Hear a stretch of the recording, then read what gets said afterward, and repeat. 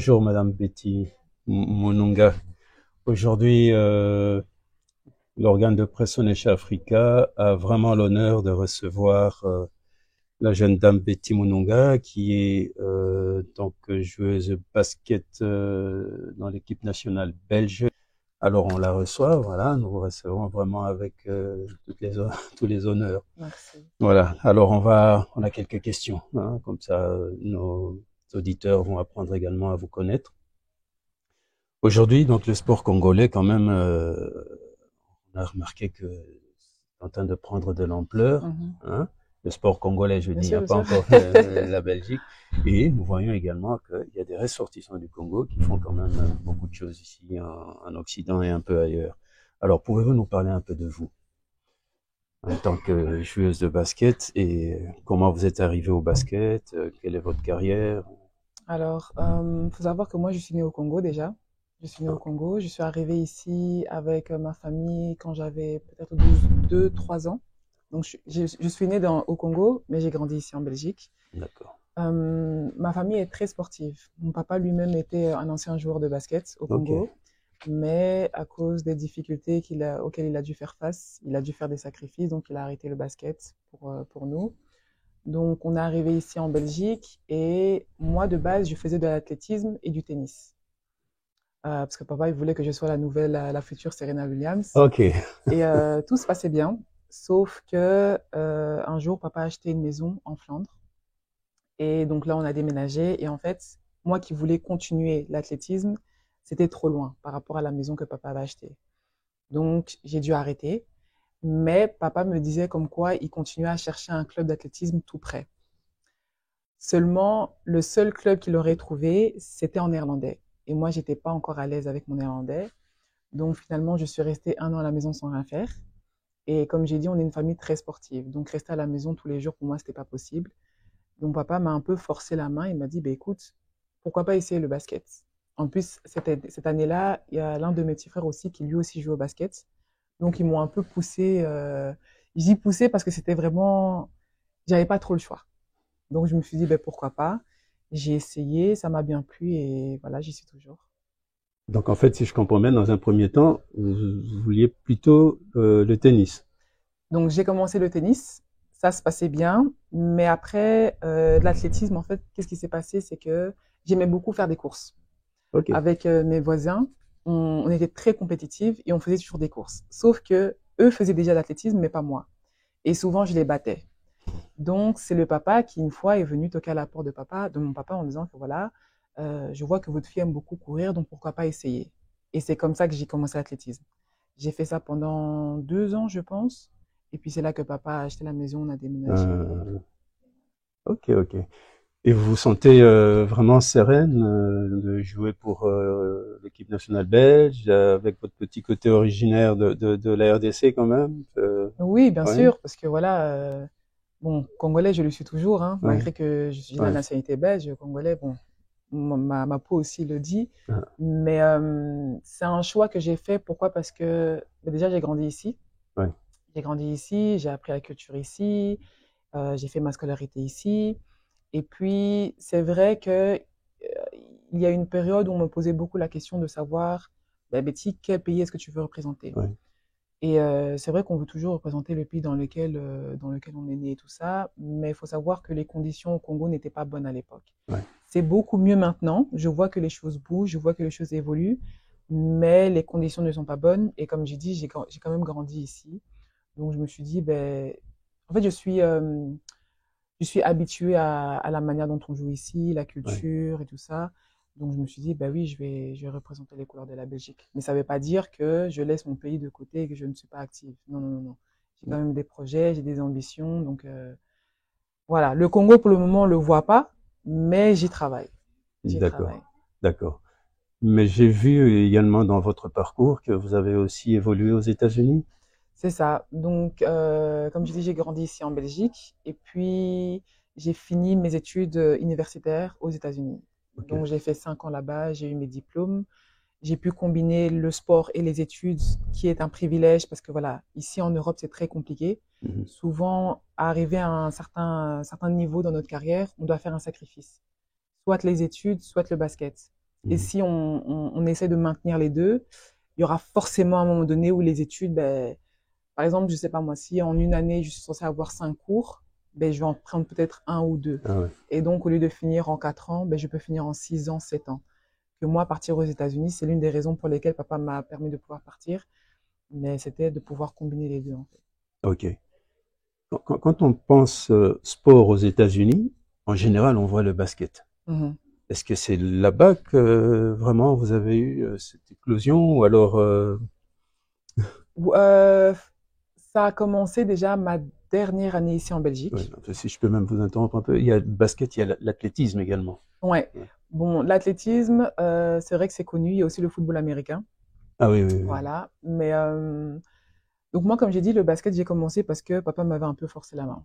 Ouais. Donc j'ai commencé. Après, bon, je dois être honnête qu'au début, je voulais abandonner parce que je ne connaissais même pas les règles. En fait, le basket, je ne connaissais pas.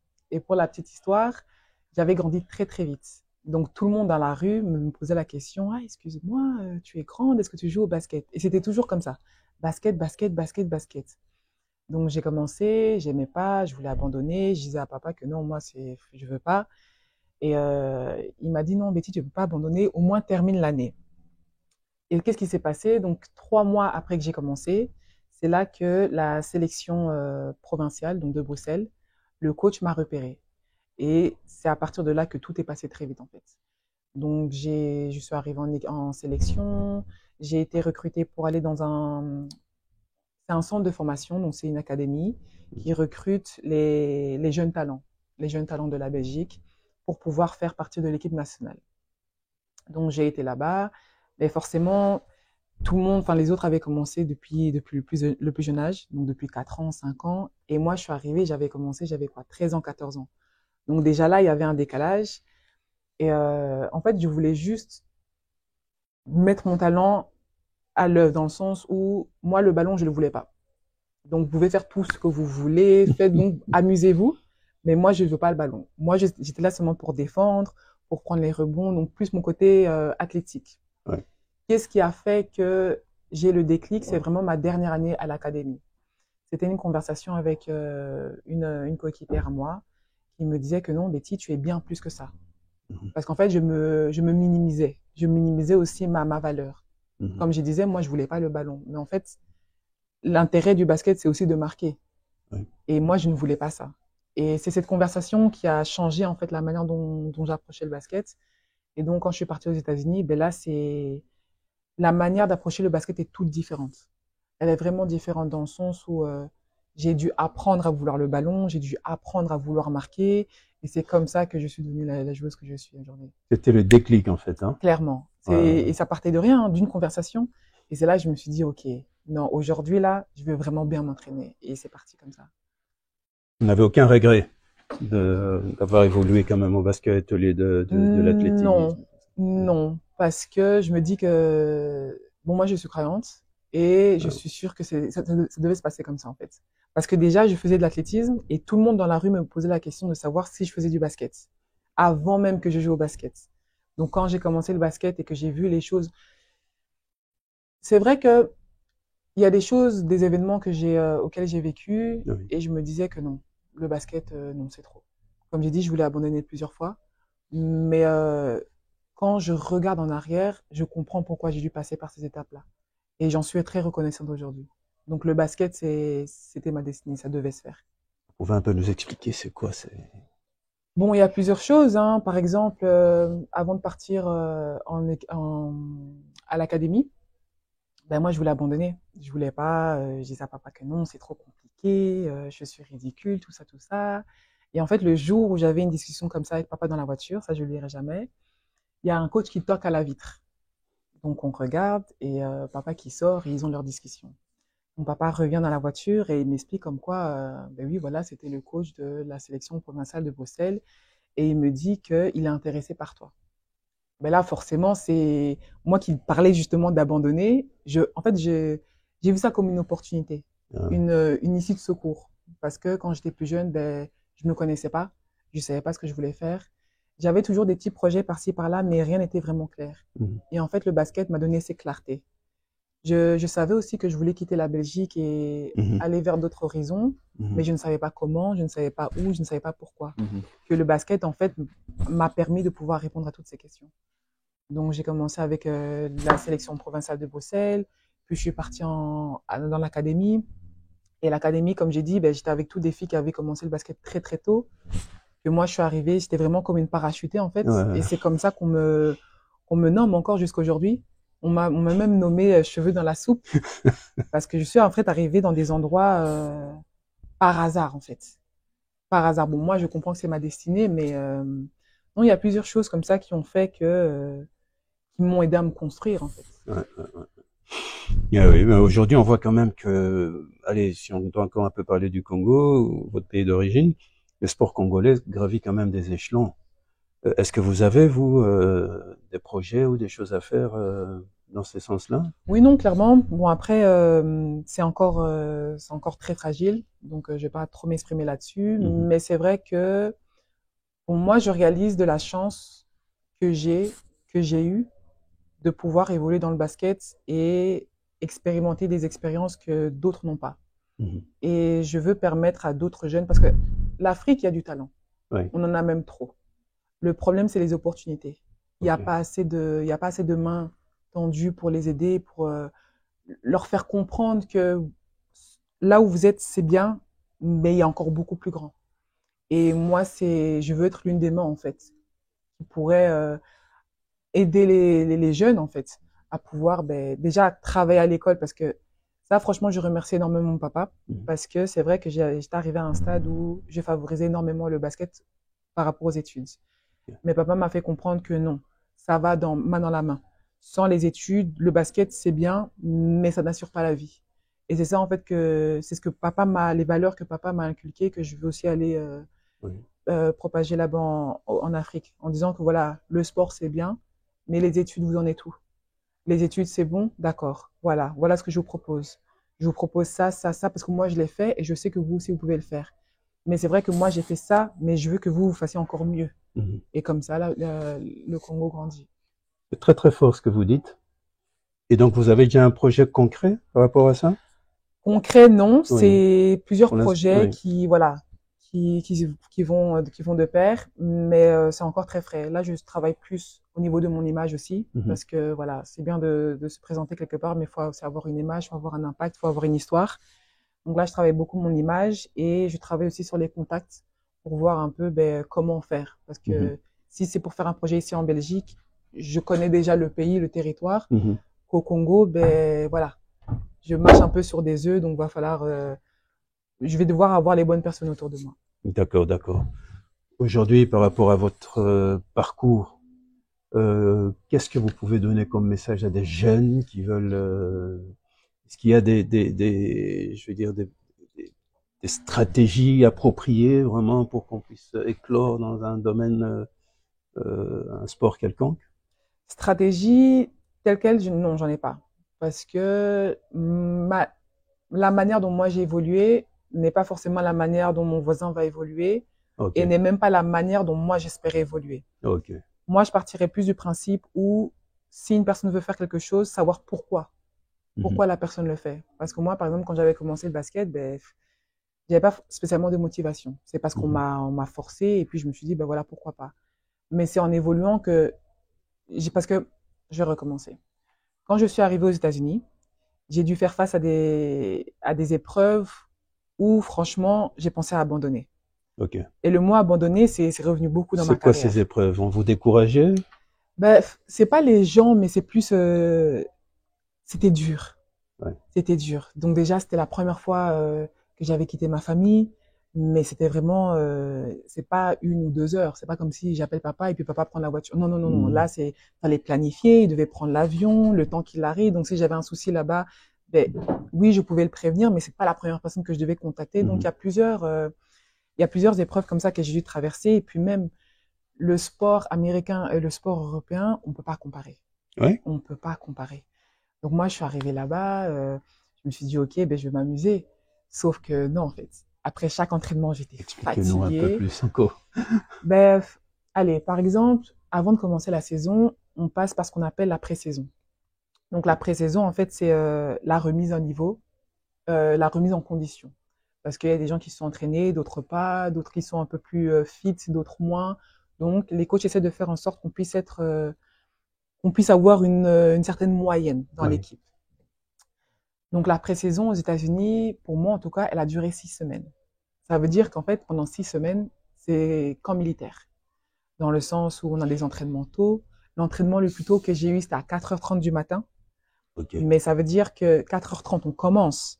Donc il faut avoir 30 minutes d'échauffement. Donc à 4h du matin, il faut être sur le terrain en train de s'échauffer. Mais on se réveille à quelle heure? Tu te prépares à quelle heure? Est-ce que tu manges? Donc c'était toutes des mises en situation comme ça qui m'ont fait... En fait, j'ai douté. J'ai douté de mon avenir au basket. Je me rappelle même une fois, je courais, je courais. Donc l'entraînement était fini. Je suis tombée. J'ai regardé le ciel. Je me suis dit, mais qu'est-ce qu'on fait ici? Est-ce que je veux continuer? Et si j'avais pas de pourquoi, ben, tout ça, là, ça allait me décourager, en fait. Oui, Mais c'est pour ça que je remercie vraiment mon papa parce que mon papa m'a toujours dit, Betty, non. Si c'est difficile, c'est que t'es sur la bonne voie. Continue, pousse. Plusieurs fois, moi, j'ai voulu abandonner, hein. Je peux même pas compter sur les doigts de ma main. Mais, euh, mais oui, non, c'est mon pourquoi qui m'a permis de continuer. L'entourage aussi est très important. ah ok. L'entourage est très, très, très important parce que il y a des moments où je voulais abandonner et des personnes qui m'ont dit, ben oui, c'est pas grave. Laisse. De toute façon, tu peux faire autre chose.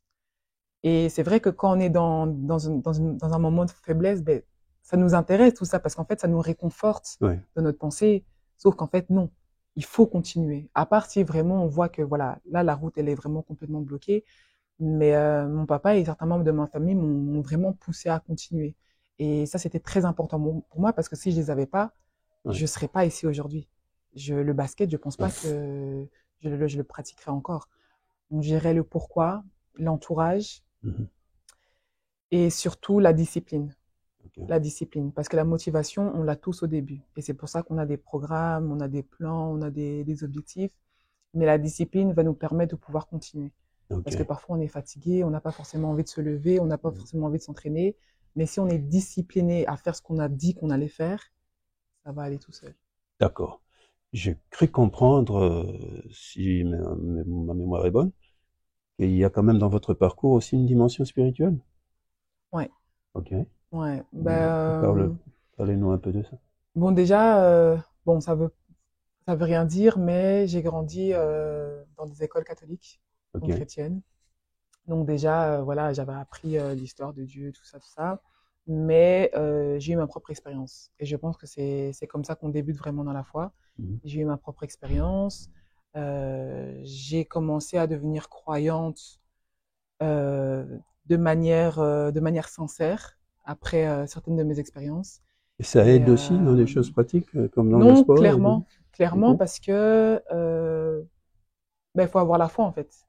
J'ai parlé de discipline, mais c'est aussi la foi. Par exemple, moi, quand j'ai commencé le basket, tout le monde rigolait de moi. Mhm. Tout le monde rigolait de moi. Tout le monde me disait, bah oui, qu'est-ce qu'elle fait au basket? De main gauche. Bon, c'est une expression qu'on utilise au basket dans le sens où la majorité des joueurs de basket sont droitiers. Donc, Ok. ça veut dire que la main gauche est un peu plus faible. Donc, quand on dit qu'une personne a deux mains gauches, ça veut dire que tu n'as pas de bonne Ah ouais, main. ouais. Voilà. Donc, moi, on m'appelait comme ça, deux mains gauches. Donc, oui, c'était très, très, très compliqué pour moi. Et puis, là, j'ai un peu embelli l'histoire, mais j'ai dû faire face à des événements où je me suis dit, mais non, là, c'est trop. C'est trop. Parce que je passais une étape et puis encore un challenge. Mhm. Je la passais, encore un challenge. Et je me dis, mais non, c'est pas possible. Je me disais même, mais est-ce que je suis maudit? Excusez-moi le terme, mais c'est vraiment ça. Et en fait, quand j'ai appris à faire confiance à Dieu, je me suis dit que non. Si je suis ici au basket, c'est qu'il y a une raison. Je ne comprends pas maintenant, mais forcément, je vais comprendre plus tard. Et en fait, c'est la foi. La foi, en fait, c'est la ferme, c'est comment, c'est avoir confiance en ce qu'on ne voit pas encore. Ok. Et c'est ce que j'ai eu. Parfait. C'est un message important j'ai envie de vous dire là tout de suite, c'est ce style de message que vous pouvez donner à ceux qui vont vous écouter. C'est-à-dire dans n'importe quel domaine, il faut quand même avoir Toujours, oui, toujours. Faut avoir la foi, faut avoir la confiance, faut avoir la discipline, faire attention à son entourage parce que c'est vrai que voilà, les amis aussi, on dit les amis, mais la famille aussi. Ok. Parce que c'est pas forcément tout le monde qui veut te voir réussir. Moi-même, dans ma famille, il y a des gens qui ont essayé de me mettre des bâtons dans les roues. Mais encore une fois, mon papa a vraiment été, il a été mon bouclier pendant très très Ah, ok. longtemps. Il a vraiment vraiment été mon bouclier. Mais voilà, moi j'ai eu la grâce de pouvoir avoir mon papa. Mais c'est pas Mhm. forcément tout le monde qui Euh, comprend. Parce que papa lui-même a été joueur de basket. Donc en fait, j'ai compris que il essayait de vivre son rêve à travers moi. Et c'est là que mon pourquoi a commencé. mhm. Parce qu'au début, moi, je jouais au basket, comme on dit en lingala, loyenge. Mais quand j'ai compris que non, c'est bien plus qu'un sport en fait. Mhm. J'apprends à me découvrir, j'apprends c'est certains aspects de la vie aussi, Ouais. dans le sens où sur le terrain on est 5 joueuses, on a un objectif en commun, mais comment est-ce qu'on va faire pour atteindre cet objectif? Donc on a des systèmes de jeu, donc on doit apprendre à communiquer avec les filles, Mhm. on vient toutes d'endroits différents, donc on a chacune nos bagages différents, Mhm. mais toutes ensemble, comment est-ce qu'on va faire pour créer une bonne salade pour pouvoir justement atteindre cet objectif? Et c'est la même chose dans la vie. On rencontre des gens, on travaille avec certaines personnes, Mhm. on vient d'endroits différents, mais comment est-ce qu'on va faire pour chacun mettre sa pierre à l'édifice pour pouvoir créer quelque chose de beau? Mhm. Donc oui, moi, le basket, c'est pas que un sport. C'est à partir de quel âge que le déclic s'est fait vraiment, que vous avez senti, c'est le basket? Vous aviez à peu près quel âge à ce moment-là? J'ai commencé le basket, je pense, j'avais 13 ans. J'ai été à l'académie pendant 4 ans. Je vais dire vers mes 16, non, 17, 18 ans. Ok. 17, 18 ans, c'est là que, bon, vers 15 ans, 16 ans, j'ai compris que, OK, il y a quelque chose à faire. 17, 18 ans, j'ai compris que, OK, là, c'est ma porte de sortie. Mhm. Mais c'est vraiment vers mes 19, 20 ans que j'ai compris que, OK, c'est ça que je veux faire. C'est ça que je veux faire. D'accord. D'accord, d'accord. Nous vous remercions beaucoup, Madame Betty Mununga. Avec plaisir. Vous aurez peut-être un mot de la fin pour ceux qui vont vous écouter? Tout ce que je peux dire, c'est soyez confiants et de la discipline et entourez-vous des bonnes personnes. C'est très important. Voilà. Merci beaucoup. En tout cas, nous sommes contents de vous avoir écouté et vraiment un bon parcours pour vous. Vous avez encore Merci. beaucoup d'années, beaucoup de courage. Ouais, je Voilà. l'espère. Merci beaucoup.